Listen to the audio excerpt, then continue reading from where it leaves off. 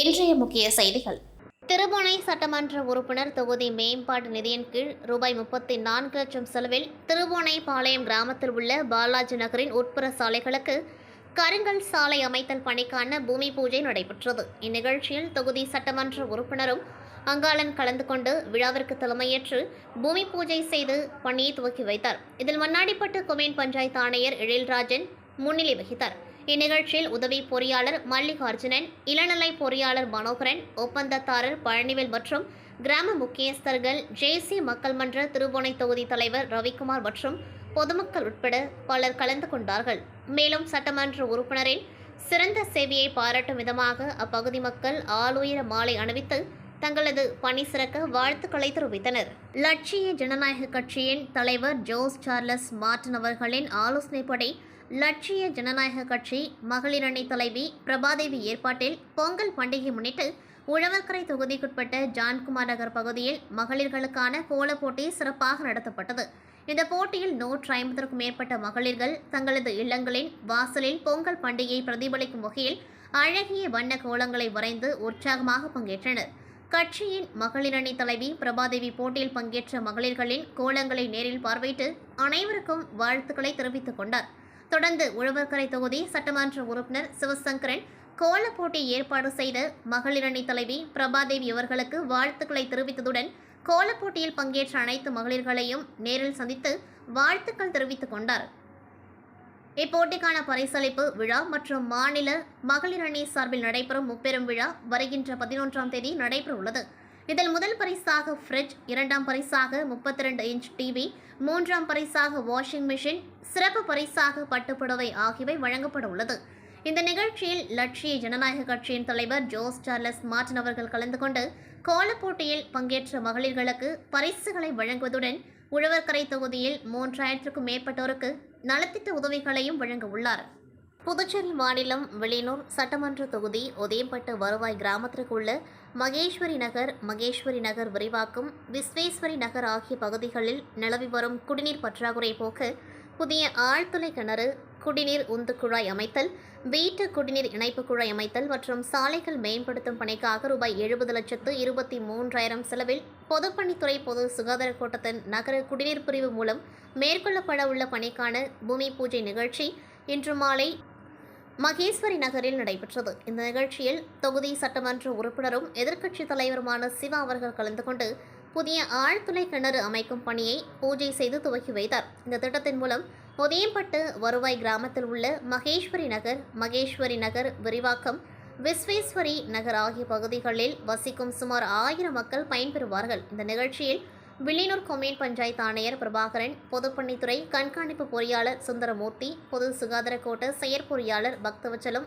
பொறியாளர் ரமேஷ்குமார், இளநிலை பொறியாளர் ஞானவேல் மற்றும் ஊர் முக்கியஸ்தர்கள் குலசேகரன், மூர்த்தி, செல்வராஜ், ஆறுமுகம், வினோத், திருவேங்கடம், வினோத்குமார், மேனன், முருகையன், குமாரசாமி, லக்ஷ்மணன் மற்றும் தொகுதி செயலாளர் மணிகண்டன், மதிமுக கப்ரியேல், ஆதிதிராவிடர் நலக்குழு துணைத் தலைவர் கதிரவன், கள இலக்கிய அணி துணை அமைப்பாளர் தேசிகன், தொகுதி துணை செயலாளர் ஜெகன்மோகன், செயற்குழு உறுப்பினர் சுப்பிரமணி, சமையல் பாண்டியன், செல்வநாயகம், ஜெனா, அமலோர், ஆசிரியர், பிஆர்டிசி பாஸ்கர், சேகர், தட்சணா, நாகராஜ், பாலா, அலிஸ்டர், மாரி, ஆனந்த், அருண், துரை, லூர்தநாதன், நாகப்பன், பாஸ்கர், பூவப்பன், செல்வமணி, விகடன், அருந்தமிழ் உள்ளிட்டோர் பங்கேற்றனர். பாரதி பல்கலைப் பேரவை ஐம்பெரும் விழா அறம்பார்த்தபுரம் ப்ளூ ஸ்டார் மேல்நிலைப் பள்ளியில் நடைபெற்றது. வெளியூர் லோர்ட் தன்னை உயர்நிலைப்பள்ளி, ஸ்ரீ அழகப்பா மேல்நிலைப்பள்ளி, மணக்குப்பம் சுவாமி விவேகானந்தா மேல்நிலைப்பள்ளி, அரியூர் ராமச்சந்திரா மேல்நிலைப்பள்ளி, ப்ளூ ஸ்டார் மேல்நிலைப் பள்ளி ஆகிய பள்ளிகளில் இருந்து கலை நிகழ்ச்சிகள் வழங்கப்பட்டன.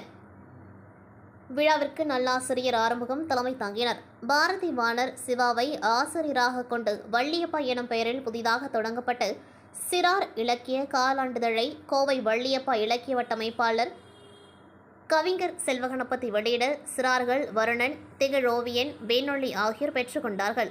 பாரதி வாணர் சிவா எழுதிய அச்சுறுத்தும் சிறார் உலகம் நூலினை எழுத்தாளர் நடராசன் வெளியிட எழுத்தாளர் புதுவை பிரபா பெற்றுக்கொண்டார்.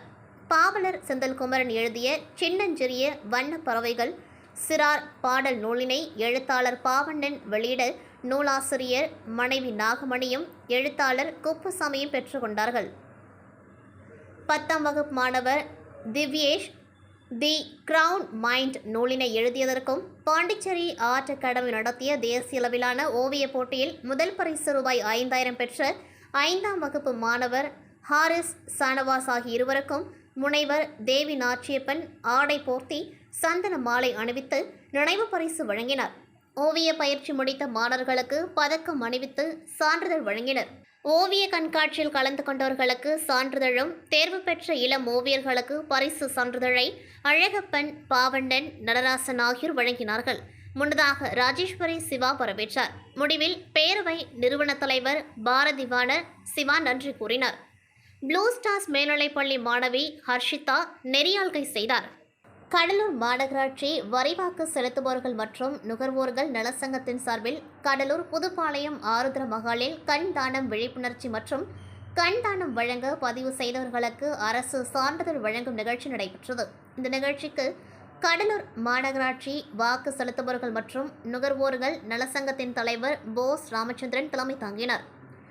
சங்கத்தின் கௌரவ ஆலோசகர் மூத்த வழக்கறிஞர் அருணாச்சலம் மற்றும் மாவட்ட வழங்கல் அலுவலர் மற்றும் நுகர்வோர் பாதுகாப்பு அலுவலர் குமாரசாமி ஆகியோர் பதிவு செய்யப்பட்ட அனைவருக்கும் சான்றிதழ்கள் வழங்கி சிறப்புரையாற்றினர். இந்த நிகழ்ச்சிக்கு கௌரவ தலைவர் கார்மேக வண்ணன் முன்னிலை வகித்தார். செயலாளர் பாலசுந்தரம் வரவேற்புரையாற்றினார். சங்கத்தின் பொருளாளர் நன்றி கூறினார். இந்த நிகழ்ச்சியில் கண்தானம் வழங்க பதிவு செய்யப்பட்ட போஸ் ராமச்சந்திரன், முகுந்தன், வாணி, மாணிக்க வாசகம், தேவராஜ், பக்தவச்சலம், புருஷோத்தமன், குணசேகரன், செந்தாமரை கண்ணன், உலகநாதன், துரை செல்வம், செல்வராஜ், சவுந்தரராஜன், பெருமாள், சண்முகம், ராஜேந்திரன், குமரன் ஆகியோர்களுக்கு சான்றிதழ் வழங்கப்பட்டது. இந்நிகழ்ச்சியில் 100க்கும் மேற்பட்டோர் கலந்து கொண்டார்கள். நூதன முறையில் அங்க பிரதர்ஷனம் செய்து போராட்டம். கடலூர் தாலுகா குறிஞ்சிப்பாடி சட்டமன்ற தொகுதியைச் சேர்ந்த குமாரப்பேட்டை கிராமம் காலை குமாரப்பேட்டை வேம்புலியம்மன் கோவில் அருகே குமாரப்பேட்டை மெயின் ரோட் பள்ளிகளுக்கும் கல்லூரிகளுக்கும் செல்லும் பிரதான சாலை. சுமார் ஒரு நாளைக்கு கிட்டத்தட்ட 2000க்கும் மேற்பட்ட மக்கள் செல்லும் சாலை கடந்த 5 வருடங்களாக சரி செய்யப்படாத நிலையில் உள்ளது. பலமுறை அதிகாரிகளை கண்டு மனுக்களை கொடுத்தும் கோரிக்கை வைத்தும் கடந்த 5 வருடங்களாக சரி செய்யப்படாத நிலையில் உள்ளது. பலமுறை அதிகாரிகளை கண்டு மனுக்களை கொடுத்தும் கோரிக்கை வைத்தும் கண்டுகொள்ளாத அரசு அதிகாரிகளை அனைத்து மக்கள் சார்பாகவும் குமாரப்பேட்டை கிராமத்தில் பணிக்கு செல்லும் ஆண்கள், பெண்கள், பள்ளி மாணவ மாணவிகள், அரசு ஊழியர்கள் என அனைவரின் சார்பாகவும் சுபஸ்ரீ ஊராட்சி துணைத் தலைவர் நூதன முறையில் மனு கொடுக்கும் வகையில் குண்டும் குழியுமாக உள்ள சாலையில் தண்ணீரை ஊற்றிக்கொண்டு அங்க பிரதட்சணம் செய்து போராட்டம் நடத்தினர். இதனால் நேரடியாக இந்த சாலைக்கு சம்பந்தப்பட்ட துறை அதிகாரிகள் வரும் வரை அங்கே போராட்டம் மேற்கொள்ளப் போவதாகவும், இங்கு நேரடியாக வந்து மனுவை பெற்றுக்கொள்ளும் வரையும், நிரந்தரமான தார் சாலை அமைத்து தரும் வரையும், அதிகாரிகள் ஒப்புதல் வழங்கும் வரையும் போராட்டத்தை தொடர்ந்து நடத்துவதாக கூறிய நிலையில் சம்பந்தப்பட்ட அதிகாரிகள் வந்து பேச்சுவார்த்தை நடத்தி கூடிய விரைவில் உங்களது கோரிக்கை சரி செய்யப்படும், மேலும் தரமான தார் சாலையும் அமைத்து தரப்படும் என்று அரசு அதிகாரிகள் கூறியதை தொடர்ந்து போராட்டத்தை நிறுத்தினர். இதனால் அப்பகுதியில் பெரும் பரபரப்பு ஏற்பட்டது. புதுச்சேரி அரியங்குப்பம் தொகுதிக்குட்பட்ட சண்முகம் நகரில் புதிதாக அங்கன்வாடி கட்டடம் அமைப்பதற்காக பூமி பூஜை நடைபெற்றது. இதில் கலந்து கொண்ட தொகுதியின் சட்டமன்ற உறுப்பினர் பாஸ்கர் என்கிற தட்சிணாமூர்த்தி அங்கன்வாடி அமைப்பதற்கு பூஜை செய்து கட்டுமான பணிகளை துவக்கி வைத்தார். இதனைத் தொடர்ந்து அரியங்குப்பம் தொகுதியைச் சேர்ந்த முருங்கப்பாக்கம் பகுதியில் உள்ள அங்காளம்மன் நகர் மற்றும் அரவிந்த நகர் பகுதியில் 40.13 லட்சம் செலவில் சாலை அமைப்பதற்காகவும், அதனை அடுத்து கோவிந்தராஜ நகர், வரதராச நகர் மற்றும் சிவசக்தி நகர் ஆகிய பகுதிகளில் 39.38 லட்சம் செலவில் சாலை மறுசீரமைப்பு பணிக்கான பூமி பூஜை நடைபெற்றது. இதில் கலந்து கொண்ட தொகுதியின் சட்டமன்ற உறுப்பினர் பாஸ்கர் என்கிற தட்சிணாமூர்த்தி பூஜை செய்து பணியினை துவக்கி வைத்தார். இந்த நிகழ்ச்சியில் தலைமை பொறியாளர் வீரசெல்வம், கண்காணிப்பு பொறியாளர் சுந்தரமூர்த்தி, சுகாதார கோட்ட செயற்பொறியாளர் பக்தவச்சலம், உதவி பொறியாளர் ரமேஷ்குமார், இளநிலை பொறியாளர் தேவி பாரதி உள்ளிட்ட முக்கிய ஊர் பிரமுகர்கள், தேசிய ஜனநாயக கூட்டணி கட்சியை சேர்ந்த நிர்வாகிகள் என அனைவரும் திரளாக கலந்து கொண்டார்கள். புதுச்சேரி திருக்கனூர் காவல் நிலைய எல்லைக்குட்பட்ட வாதானூர் மென்துறை அலுவலகம் அருகே மர்ம நபர்கள் கஞ்சா விற்பனையில் ஈடுபட்டு வருவதாக போலீசாருக்கு தகவல் கிடைத்தது. தகவல் அறிந்த உதவி ஆய்வாளர் பிரியா தலைமையில் போலீசார் சம்பவ இடத்திற்கு சென்றனர். அப்பொழுது மென்துறை அலுவலக அருகே சந்தேகப்படும்படி நின்றிருந்த காரின் அருகே இருந்த மர்ம நபர்களை போலீசார் பிடித்து விசாரித்தனர். விசாரணையில் புதுவை ராமநாதபுரம் பகுதியைச் சேர்ந்த மதன்குமார், பொறையூரை சேர்ந்த முகேஷ், திண்டிவனம் பகுதியைச் சேர்ந்த விக்னேஷ், புதுவை மேட்டுப்பாளையம் சேர்ந்த ரங்கராஜ், விழுப்புரம் மாவட்டம் முகிலன், ராம்குமார், புதுவையைச் சேர்ந்த ஸ்ரீகாந்த், விழுப்புரம் மாவட்டத்தைச் சேர்ந்த வினித் என்பது தெரியவந்தது. அப்பொழுது போலீசார் கேட்ட கேள்விக்கு முன்னுக்கு பின் முரணாக பதிலளிக்கவே சந்தேகமடைந்த போலீசார் காரை சோதனை செய்தபொழுது 3 கிலோ 200 கிராம் கஞ்சா வைத்திருந்தது தெரியவந்தது. இதையடுத்து போலீசார் 8 பேர் மீது வழக்கு பதிவு செய்து கைது செய்தனர். மேலும் அவர்களிடமிருந்து ரூபாய் 30,000 மதிப்புள்ள கஞ்சா மற்றும் காரை பறிமுதல் செய்தனர். கரும்புலிகள் ஆதித்ய அறக்கட்டளையின் நிறுவனரும் தொழிலதிபரும் சமூக சேவையுமான பத்மாவதி மணிகண்டன் அவர்களின் திருமண நாளை முன்னிட்டு ஏழை எளிய மக்களுக்கு நலத்திட்ட உதவிகள் வழங்கப்பட்டது. சுமார் 300க்கும் மேற்பட்ட ஏழை எளிய மக்களுக்கு சிக்கன் பிரியாணி வழங்கப்பட்டது. மேலும் கரும்புலிகள் ஆதித்ய அறக்கட்டளையின் மூலம் ஆட்டோ ஓட்டுநர் லோகநாதன் என்பவருக்கு நிரந்தர வாழ்வாதாரத்திற்காக ஆட்டோ வழங்கப்பட்டது. போதையிலிருந்து இளைஞர்களை மீட்டெடுக்கவும், போதையில்லா புதுச்சேரியை உருவாக்கிடவும் இளைஞர்களுக்கு விளையாட்டு உபகரணங்கள் வழங்கப்பட்டன. கரும்புலிகள் ஆதித்ய அறக்கட்டளை புதுச்சேரி மாநிலத்தில் ஏழை எளிய மக்களின் வாழ்வாதாரத்தை மேம்படுத்தவும், இளைஞர்களை நல்வழிப்படுத்தவும் பல்வேறு நலத்திட்டங்களை செயல்படுத்தி வருகின்றது. அந்த வகையில் பத்மாவதி மணிகண்டன் அவர்களின் திருமண நாளை முன்னிட்டு நடைபெற்ற இந்த நலத்திட்ட உதவிகள் பலரது வாழ்க்கையில் ஒளியேற்றியுள்ளது. நிகழ்ச்சியில் பத்மாவதி மணிகண்டன் அவர்கள் பேசுகையில், இந்த திருமண நாளில் ஏழை எளிய மக்களுக்கு உதவி செய்வதில் நான் மகிழ்ச்சி அடைகிறேன். கரும்புலிகள் ஆதித்ய அறக்கட்டளை தொடர்ந்து ஏழை எளிய மக்களின் நலனுக்காக பாடுபடும். இளைஞர்கள் போதை பழக்கத்திற்கு அடிமையாகாமல் விளையாட்டுகளில் கவனம் செலுத்த வேண்டும். போதையில்லா புதுச்சேரியை உருவாக்க அனைவரும் ஒன்றிணைந்து செயல்பட வேண்டும் என்று கூறினார். ஆட்டோ பெற்றுக்கொண்ட லோகநாதன் கூறுகையில், எனக்கு ஆட்டோ வழங்கிய பத்மாவதி மணிகண்டன் அவர்களுக்கு நான் மிகவும் கடமைப்பட்டிருக்கின்றேன். இந்த ஆட்டோ மூலம் நான் எனது குடும்பத்தை நன்றாக கவனித்துக் கொள்ள முடியும் என்றார். விளையாட்டு உபகரணங்கள் பெற்றுக்கொண்ட இளைஞர்கள் கூறுகையில், கரும்புலிகள் ஆதித்ய அறக்கட்டளைக்கு எங்கள் நன்றியை தெரிவித்துக் கொள்கின்றோம். இந்த விளையாட்டு உபகரணங்கள் மூலம் நாங்கள் விளையாட்டுகளில் அதிக கவனம் செலுத்தி போதை பழக்கத்திலிருந்து விடுபடுவோம் என்றனர். இந்நிகழ்ச்சியில் கரும்புலிகள் ஆதித்ய அறக்கட்டளையின் உறுப்பினர்கள் மற்றும் பொதுமக்கள் பலர் கலந்து கொண்டார்கள். கரும்புலிகள் ஆதித்ய அறக்கட்டளையின் இந்த முயற்சிக்கு பலரும் பாராட்டு தெரிவித்தனர். கரும்புலிகள் ஆதித்ய அறக்கட்டளை தொடர்ந்து சமூக சேவை செய்து ஏழை எளிய மக்களின் வாழ்க்கையில் ஒளியேற்ற வேண்டும் என்று அனைவரும் வாழ்த்துகின்றனர். பத்மாவதி மணிகண்டன் அவர்களின் திருமண நாள் சமூக சேவை நாளாக கொண்டாடப்பட்டது பலருக்கும் மகிழ்ச்சி அளித்தது.